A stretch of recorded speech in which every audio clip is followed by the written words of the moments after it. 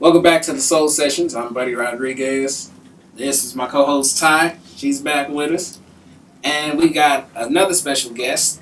He's making his third appearance on the Soul Sessions. And this is just 3 episodes. Who's counting? My man, Aaron Bernard, Maestro.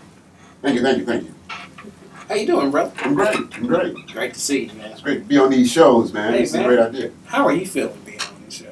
I love being on the show, man. It's about music and culture with music, everything. Man. Yeah. We're doing a great job. Yeah. See, when I get a bigger budget, it'll be in a mansion. I'll make my own studio set at the house and have snacks and stuff. Fruit snacks? Absolutely. I gotta keep fruit snacks. Fruit snacks. You know, fruit snacks and high C juice boxes. Yeah. Yeah. On TV, I'm sorry, girlfriend's playing. This episode, we're talking about the states of soul. Do not pay this man too much attention. Man. This episode, we're talking about the states of soul. And pretty much the different styles of soul that came from these specific states.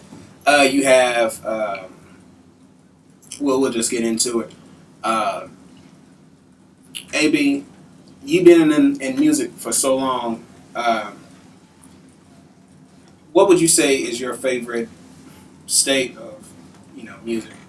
It'd probably be Ohio. Mm-hmm. Since it's such a centerpiece of where so many of the classic funk soul sounds came out of, Mm-hmm. and so many different groups. So it's got to get that props on top of the list. Yeah. Yeah. You talk about, I think of the Ohio players immediately, and I think about the sound of bass and just that whole funk thing. Yeah. You know? Yeah. Ty, what would you say your favorite state? AB's in my head today. So he's like taking everything before I can even say it. So He asked me first. I know. I have to say my favorite one, which is no secret, is Minnesota. Yeah. Just based on the purple dynamic that came from there, meaning Prince. But I want to take it a step further and just go by the region. We're just talking about the Midwest area. Because in Minnesota, you had, like I said, Prince, Morris Day, Andre Simone, Jesse Johnson, Jelly Bean Johnson, Jimmy Jam, Terry Lewis, and just to name a few. Then, in Ohio, the Ohio players, like you said, Slave, Roger and Zapp, Bootsy, George Clinton, Bobby Womack, and in Indiana, of course, the Jackson 5, or the Jacksons in general. Yeah. The Jacksons and The Deal, L.A. Reid and Babyface. And I love that area because everybody that I named, I am a fan of. I love the production and writing skill of Jimmy Jam and Terry Lewis and Babyface and L.A. Reid. I love the musical direction and rebellion that came out of Minneapolis, and the groove that came out of Indiana, because it's kind of hard. It's crazy because these are places you wouldn't think you would get these type of artists from. You would think Cali, New York, somewhere down south, Atlanta, Virginia, DC, those areas, Philly even. But when you talk about like Minnesota and Indiana, you think Who's coming up? South Carolina too, James Brown. Yeah. I never expect anything. You would, like you said, you would expect him to be from California or Atlanta, something like that. I would never. When I found out he was from South Carolina, I was like, what? Yeah. Well, a lot of these guys travel at certain periods of their life, and when we may not know where exactly they were when they first started to get some inspiration for their sound. So, being born in South Carolina doesn't mean that that's where his roots, musically may come from, just like New York or Cali. I think you think of Memphis as well. A lot of black music comes out of Memphis. And what is it about that region that brought so much of black music out of that side of the country. Mm. You know. I was watching a documentary not too long ago called "Finding the Funk." Mm-hmm. Seen that. And what I liked about it was, and this is kind of like the influence and inspiration for this episode. What I liked about it was, it the subject was funk, but it talked about the many stylings of funk.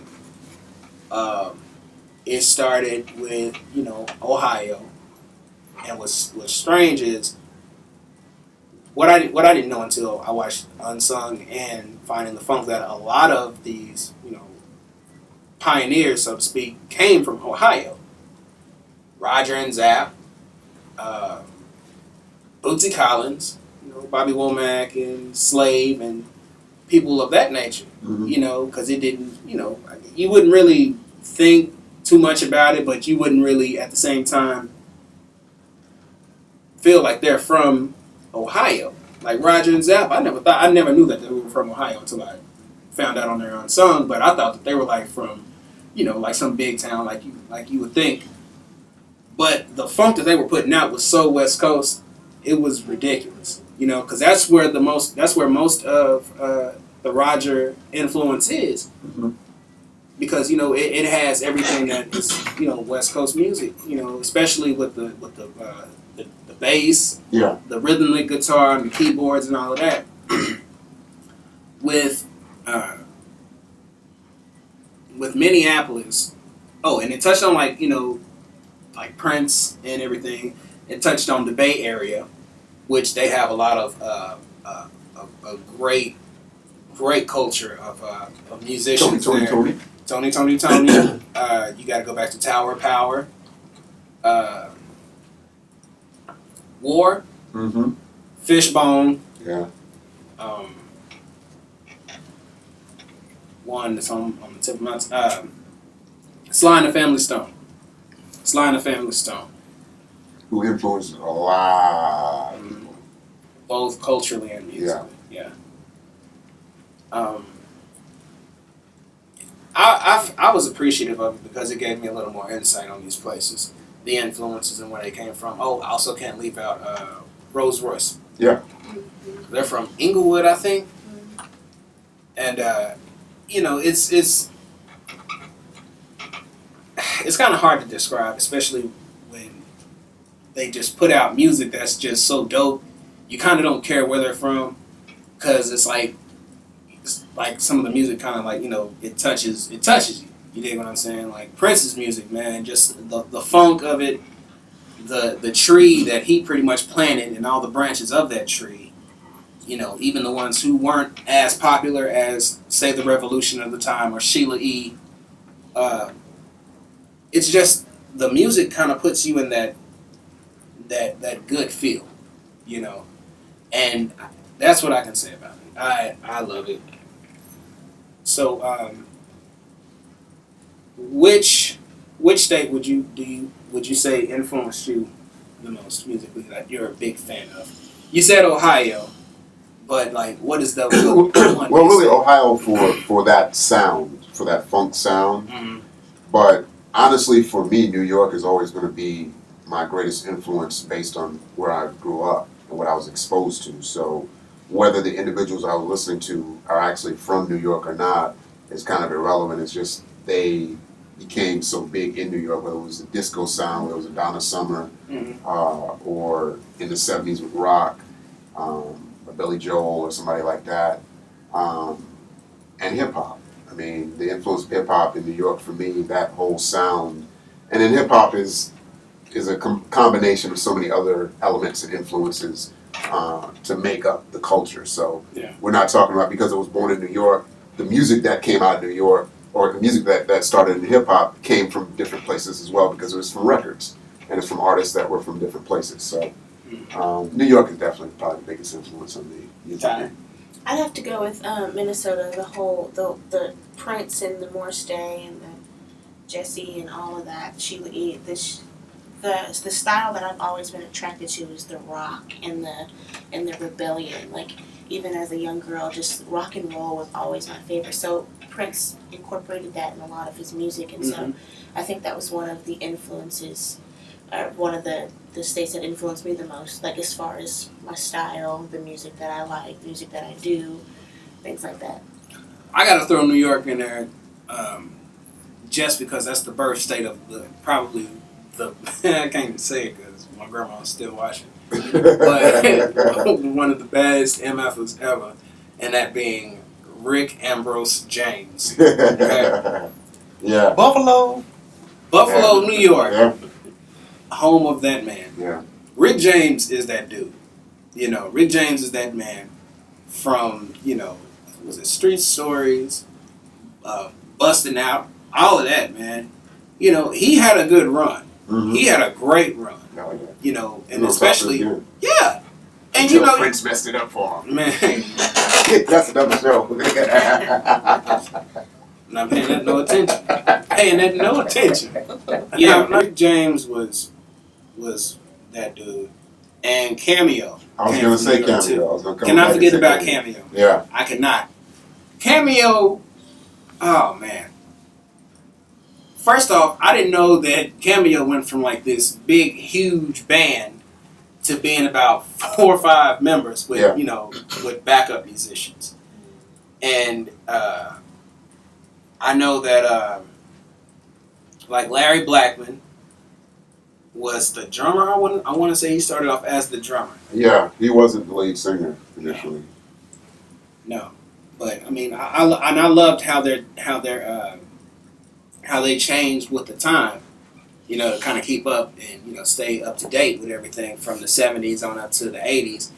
Didn't do as well in the 90s, but but you can't knock what they did. You know what I'm saying? Because from Alligator Woman to I Just Want to Be, which is the extended version, is nasty, man. That's probably the first song I think I heard of theirs on the radio back in the day when it was out. It was just like, okay, these cats. Yeah, man.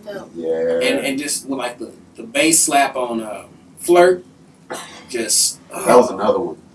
That was another one. It's just real like riffy. It's just.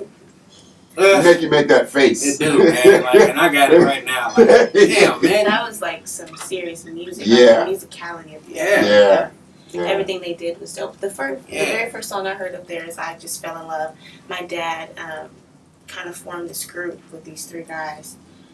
He was kind of like the manager over then, and they redid Sparkle. And that was the very first time I ever heard that song. And as a young girl, I thought that was a song that my dad wrote, but he would play the song, and I fell in love with that group. Loved them. Loved Cameo. I first heard of Cameo. What's kind of if I can remember correctly, I knew my uncle. He bought all the funk albums. My grandma was more of the blues and if you want to say the elder statesman R&B, like Stephanie Mills and Anita Baker, all that R&B. And my mom bought like the kind of current 80s R&B, like I guess Pebbles and Sherelle and Janet Jackson and all of that. So I can't really, and I will throw her in the loop too. My Aunt Trudy, because every time I went over there, we always watch Video Soul. If we want to watch a Video Soul, she had taped something that had these videos on there, so it may have been her. What's up, Trudy? Word Up. Word Up was the first song I heard from them. And the video, of course, was typical 80s, with LeVar Burton in there. And it was 80s, man. When videos in the 80s come out, you just gotta say it's 80s. Like Centipede. It's just. We laugh now, but at the time, it was great. Oh, shit, yeah, it was great. Yeah. I gotta watch it. She got a snake doing like this in the video. But I mean, it was 80s, and then when you watch like Candy, and you see this big tall man with these like hooker leather boots, patent leather hooker boots, I should say, and his hair was like like this almost, like and you know, with the red like rubber cod piece, I'm like, what the hell is this? And they bigger than the buildings and all of that, and he strawberry, cranberry, all those good flavors. You know, walking over all these buildings, and I'm like, But damn, at the time it was dope. it was, man. But I mean, and you know, they all roll LSD. man, yeah, man. We're not gonna talk into that because I'm not getting sued for slander of an artist. Yeah. But for the most part, I mean, you know, and on the side note, those videos were 80s. Like I'm saying, you know, it's kind of hard to describe. You can just say, shit, that was the 80s. That's what came out. As for, you know, getting back to the States, man, I mean, and they came from everywhere. And then, you know, they were based out of New York. Originally, they were going to name themselves New York Players, but they didn't want to be, you know, riders on the Ohio Players. So they just named themselves Cameo. Yeah. Later on, you know, they kind of based themselves out of Atlanta. So I guess it kind of gave them, like, that was their way to do things. And I cannot sleep on the state of Georgia because later, Hank, who's working the camera, just, like, did a hip thrust when I said Georgia. So I'm like, all right, bro. That's you know. Did that originate in Georgia? Yeah. The hip thrust? Yeah, well, yeah, Freaknik. Yeah. So, but you know, I would say like later, like in the '90s, you had like this big explosion of talent in Atlanta. From you got to give props to Jermaine Dupri, and you can also give props once again to L.A. Reid and Babyface because they relocated to Atlanta. And you know, you're talking about TLC, you're talking about Criss Cross, another Bad Creation, Escape, Tony Braxton, Pebbles, and just a host of others. And Usher. Can't forget Usher. Yeah. And the Brat. Even though she's from Chicago, but Yeah. you know, that's where she did her music. But So you know, yeah. But and just it's crazy because they went from a time period, you know, where it was just artist after artist after artist after artist after artist after artist and so on that came out, and almost every artist that came out was gold. You know, they were talented, they were great, and they just had that influence. You know what I mean? Pennsylvania, obviously, with the Philadelphia sound. Yep. Gamble and Huff. Not to tell your age, but you were around for all that. So go ahead and give us your thoughts on that. Yeah, like I said, Gamble and Huff. Mm-hmm. That name right there says everything for Philadelphia. Yeah. Philadelphia Soul, Teddy Pendergrass, Ohio. Patty LaBelle. Yeah, Patty LaBelle. I wasn't thinking. I said Ohio Players, but I was thinking of the OJs. Yeah, yeah. All of that whole sound is that those guys, like much like Jimmy Jam and Terry Lewis, and much like in Atlanta with Babyface and them, those guys were it for that sound. Yeah. And we'd be remiss if we didn't go back to Minnesota real quick and say Mid Condition. Yes. We didn't say that. Got to say Mid Condition. Yes. If you've never seen them live, I'll tell my story like I always tell. They opened for the Ozzy Brothers here at the Brady Theater, and we could have left after Mid Condition was done because they cleaned it up and they made it hard for the Ozzy to come back on. But that's all I can say. Talking about Philadelphia, talk about the Gamble and Huff sound. Who else would you say from there? I think I ran through a couple of Teddy Pendergrass, and you know, you get further down the line, you start talking about the Roots and Jill Scott and DJ Jazzy Jeff. Yes. And I didn't mention the Fresh Prince because Jazzy Jeff himself, as a producer, has done a lot of stuff out of that area as well. I think he had Jill Scott, you know, Yeah.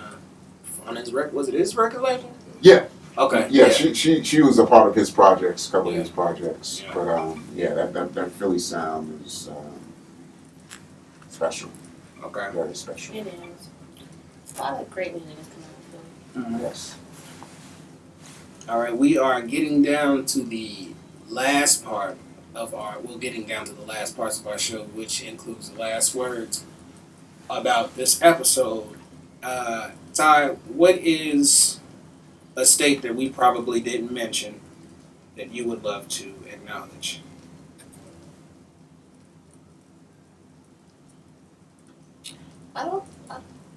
Nothing comes to mind right away. I kind of feel like we covered the biggest ones.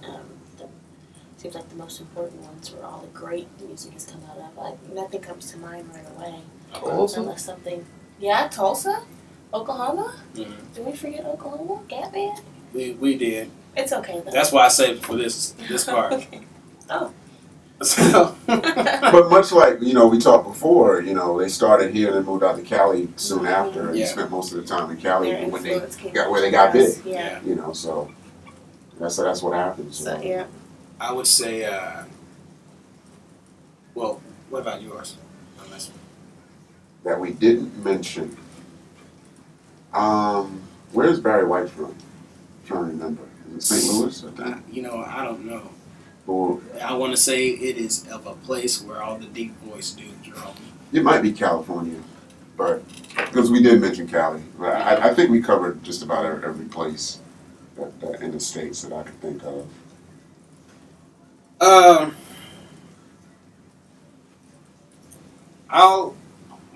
I'll throw two in there. Galveston, Texas. That's where he was born. Okay. That's where he's from. Okay. Tejas. Don't really know too many acts from Texas, but like Ty said, Oklahoma, for the Gap Band, for just it's kind of hard to pinpoint because when you get to, I guess, like they say, a certain level, you kind of don't really recognize where you're truly from. But I will say the Gap Band. Dad's from the Dog Pound, is originally from here. And also a band that I did not know I was a relative of, Colorblind, and my cousin Jesse Balfour played the drums. It was kind of like a hybrid of Oklahoma City musicians and Tulsa musicians. And you can't forget, your dad. Mason, they started out here, but then it's that whole deal when they kind of start to blow up, they move away. Yeah. They moved away to Memphis. Yeah. Cozy So- Dad. Yeah. Hey, Dream On. Yeah. Dream On. I love that song. Yes. Man. The video was dope. Yeah. Yeah. Toriano. Yeah. I always wanted to be the black dude with the long braids and Color Me Bad. You know what I'm saying? Because he was getting it with that chick in the back of that limo, Jeff. Jesus. But also I'll throw in Michigan, and this is no slander towards them, but I got to go to Michigan because I got to address this. Ready for the World. Now, originally when you heard Oh Sheila, Digital Display, Let Me Love You Down, Tonight, and everything else, you originally thought what? No, when I saw them, I originally thought they were from Cali because of Jerry Curl. No, but they're based on the music. From the Influence. music? Yeah. I really just thought they were from Cali. Okay. Well, everybody thought they were from Minneapolis. Mm. Turns out they're from Flint, Michigan. And it's no big deal. Yeah. But this is why I say that Minneapolis is my favorite area for music. Because if you listen to almost any song in the 80s, whether it's Phil Collins' Studio, unfortunately, James Ingram, Party Animal, or anything else of that nature, most of the influence comes from Minnesota. I mean, listen to Jody Watley's first album. Andre Simone produced it, and it got Minneapolis all over that. Mm-hmm. Studio has a riff from 1999. So does Party Animal. MC Hammer's Pray, which is a great praise and worship song, by the way, samples When Doves Cry. And then when Ready for the World came out with Oh Sheila, it had like the popcorn snare and all of that and the all of that. You're like, oh snap, Prince got a new song. But then you're like, it's not Prince. Yeah. Oh snap, Prince got some new people to work with. Yeah. And they don't know each other. Yeah. Oh, okay. Yeah. So it kind of like it to the artist of Minneapolis, excuse me, some of them felt like, they were biting. They were. They were, clearly, Yeah. but you gotta just say it was an influence too. Yeah. Because, it was purely influential. And I think the DeBarge family's out of Michigan too, I think. Yes. Yeah, they are. They are. So, And that was a talented family. Yes. Oh man, Yes. all of them. That was a talented family. Tragic though. oh yeah. A lot of those stories are tragic, Yeah, man. unfortunately. Yeah. This is the part of an episode where we talk about our soul picks of the week, and it really ain't gotta be just soul music. It's just the music that we're feeling at the moment. It could be whatever it is that you're listening to, whether it be rap, rock, R&B, so forth. So, Ty, what is your musical pick for the week? Well, in the last episode, we talked a little bit about Billy Ocean, and I've only heard a few from Billy, so I think I'll have to go ahead and check out Billy this week. All right, maybe. Gary Clark Jr., The Yeah. Story of Sonny Boy Slim. I listened to that Friday. I don't even know how to categorize dude because he's supposed to be the new blues, but my man's got a combination of so many different sounds and styles that he's that next cat, I hope. He's I dope. hope. He's Because dope. I'm loving this sound and this album. Yeah. I'm feeling it big time. I love guitar, I love electric guitar, so Yeah. he's giving it to you in that, and some soul. So I mean, yeah, that's my thing. He's really dope. I saw him on the Stevie Wonder tribute. Mm. When he He's performed coming with too. Beyonce. He's coming to Kings. Yeah. When? I'm not sure when that is. I have to look that up again. It might be March. It might be early next year. I think March maybe. Okay. When you find out, let me know. I gotta go see him. Yeah. He's dope. Mine is, I've been on an indie rock kick as of late. So mine is the Glass Animals. They have an album called Zabba out, and it's an album that is a fuse of indie rock with hip hop beats, dope rhythms and melodies, and all of that. And last night I just got put on Elena Baraz, I think it's like Elena Baraz or something like that. Her album is the female equivalent of The Weeknd's album. It is pure okay. sex. So you got to listen to that like when you're not in the vicinity where don't listen to it while you're at work. Don't listen to it, on your way to church or whatever. Like if you got like a little tenderoni or a little shooby-doo-wop coming over to the crib and you made us some salmon and bought some yellow-tailed wine, about to get it in, that's an album you need to play. The Glass Animals? No.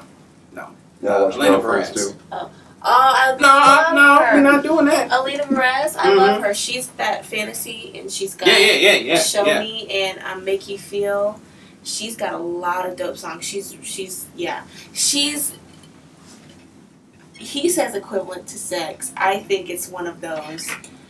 I think her music. I mean, yes, it's got that sexy feel, but I think it's one of those you sit and meditate. Like that's the type of music. Whatever. You're coming from a male standpoint. I'm coming from a female standpoint. Like, No, I'm coming from a reproductive standpoint. okay. I and to be fair, I've not tested this this situation, so I'm just saying that's what the music is. Elena Baraz is dope. She's got a lot of her music makes me feel like I like music that makes me feel like I'm floating. So she kind of has Jesus. She has like her style is very Weeknd. Mm-hmm. It's very SZA. You listen to her? I heard of her. It is that real dope feel good music. So I agree. All right, and since Hank's ass don't want to be left out, hold on. What's that? You getting past crib notes. This is Hank's pick of the week. The best of Howard Hewitt. Uh-oh. The best of Howard Hewitt. That's This what ain't I'm thinking. Shalimar Howard Hewitt. This is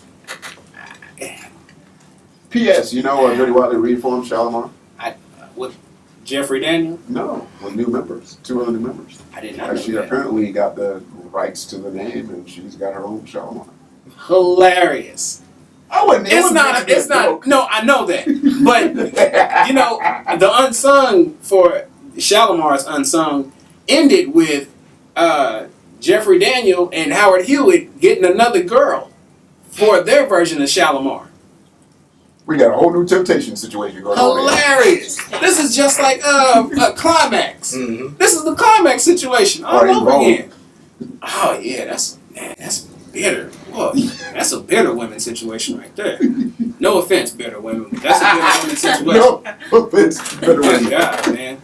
Oh, So, AB, thank you, my friend. appreciate it. Appreciate it. Thank you for giving us the time. Appreciate it. Of course, I'll have you back. Man. I got you. So, yeah, that is the end of the Soul Sessions. Thank you for watching. I'm Buddy Rodriguez. This is Ty.